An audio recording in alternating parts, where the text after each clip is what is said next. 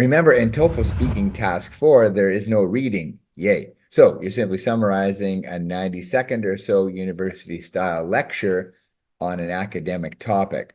So the first step to success, we need a great note-taking system. I got you covered. I teach a system called the grid. Now, the grid is a simple note-taking system that enables you to organize any task input. In this case, in the case of task 4, it's the audio lecture. And the grid helps you organize your notes in a way that helps you deliver a fluent and high-scoring answer. Let me show you. Here's how to use it. So you take a landscape page and you simply divide it like this, so you can deliver your response in 3 20-second chunks. In the first 20 seconds, you define the concept, which is generally about 2 things. The next 20 seconds, you talk about the first thing, and then the last 20 seconds, you talk about the second thing. It's easy. Let me quickly show you some examples so you can see exactly what I mean, exactly how the test designers at ETS approach the 4th speaking task in the TOEFL IBT. This is a question 4 from the test called ETS Practice on My Speaking Score. Check it out. Today we'll talk about how companies determine the initial price for their products. By that I mean when they first introduce a product in the market. There are different approaches, and today we'll discuss 2 of them.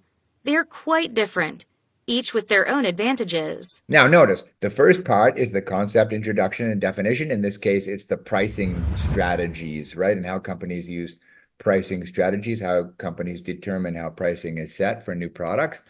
The second part is the explanation. One approach or strategy sets the initial price of the product high. In this case, you set the price high and then decrease it over time. The example is for tech products. And the third part is here, set the price low and increase it. Another very common strategy sets an initial price low. Now this happens when the market is already saturated with the product and the strategy is to undercut its competitors. And then another example of a product that follows that particular pricing strategy. Here's another one from ETS again. This time it's from the official tests volume 4. And again, we're introducing the concept here, right? Written dialogue and how successful writers create impact. And then the first point is the exaggeration, right? And then followed by the example. The second point is understatement, again, with the example. You're going to see this pattern repeated again and again and again. That's the standardized part of the standardized test, right? There's a predictable task structure. Okay, so in column 1, for the first 20 seconds of your response to any question 4 task, we just establish the lecture's main topic, define the concept, and then set up with the 2 things that the professor is discussing, okay? We're going to use a memorized template from my Substack course for the transition. This is my free Substack course. The link is below. So this transition here is super powerful because you can memorize it, right? Memorizing a transition phrase is a key response tactic to all TOEFL speaking tasks because it's like a free 15, 20-word sentence you can like bring into the exam with you, and you can populate this transition phrase with low-frequency words, and it can make you sound super fluent if you memorize it.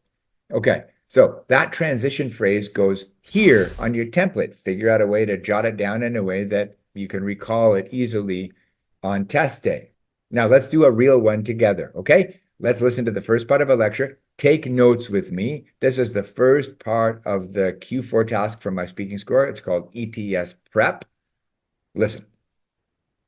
Human beings aren't the only animals that use tools. It's generally recognized that other animals use tools as well, use them naturally, in the wild, without any human instruction. But when can we say that an object is a tool? Well, it depends on your definition of a tool. And in fact, there are 2 competing definitions, a narrow definition and a broad one. Okay, so the concept, introduction, and definition, whether or not an animal is using a tool depends on how you define a tool, depends on who you ask, right?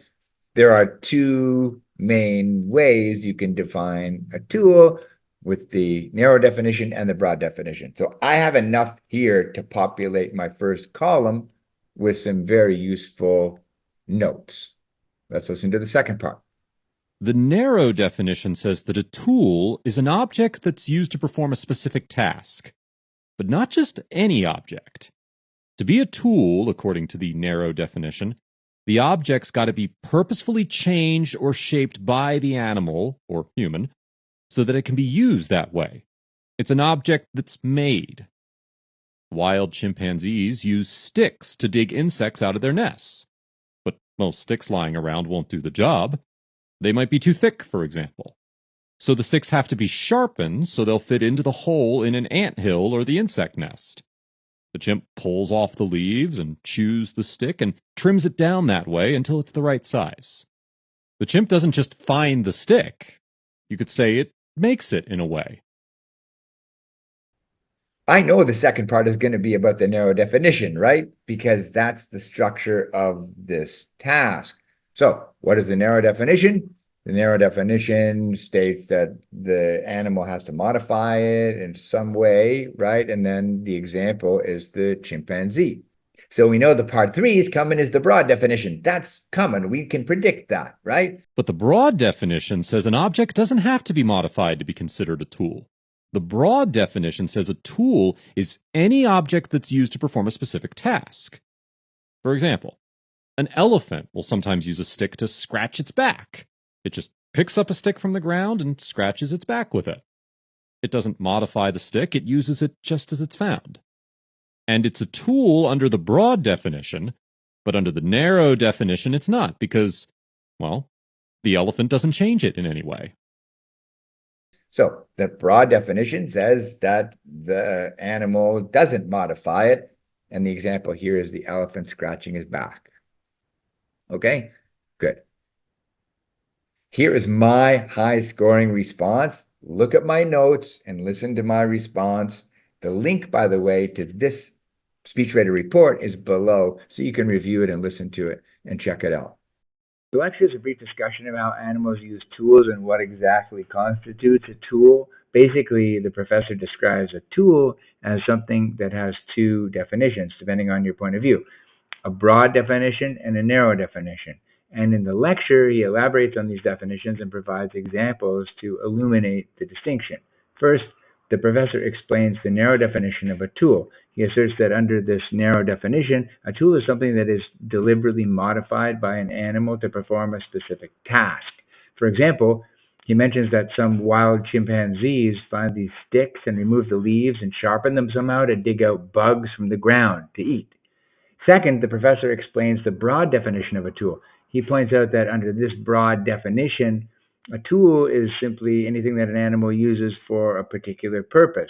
For example, he notes that elephants will pick up a stick or a branch that's lying around and use it to scratch its back, but the elephant does not deliberately change the branch. I always love teaching Q4, task 4, because when you do it right and divide your response time into 20-second chunks like this, you create this well-balanced response that delivers all of the required content for a very high scoring answer.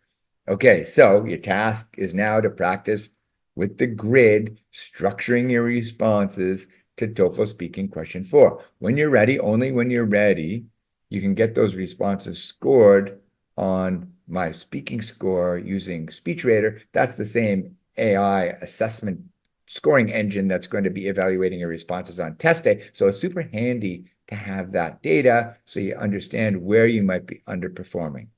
Okay, as always, thank you for watching. Good luck with your prep and happy practice.